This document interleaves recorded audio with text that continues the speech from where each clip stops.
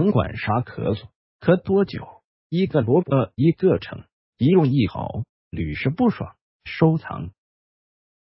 春季气候干燥，气温忽高忽低，咳嗽也随之而来。大多数人对于感冒的第一反应就是吃药或打针，但是有些吃了好几天药了，也还是反反复复断不了根，症状也并没有缓解多少。那么，孩子春季感冒咳嗽，那到底该如何应对呢？又该如何避免春季感冒咳嗽呢？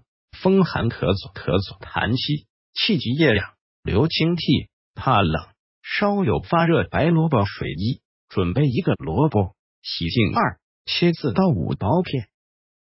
3. 切好的萝卜片放入锅，加水，水淹没萝卜片，大火烧开后转小火煮5分钟。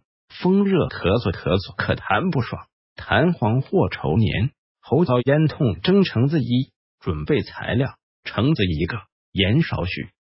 2. 将橙子用盐反复搓洗后，用清水冲洗干净顶部1/5的位置，用刀切掉。3. 用筷子在橙肉上炸几下，撒上盐。4. 用牙签固定住顶部。5. 放到碗里，上锅蒸。6. 水开后再蒸10分钟就可以了。稍微冷却果肉，连同蒸出的水一起吃，当然也不止于食疗。中医推拿与艾灸都能有效的起到预防和治疗作用。平时热爱中医养生的人，身体都能科学的调理好。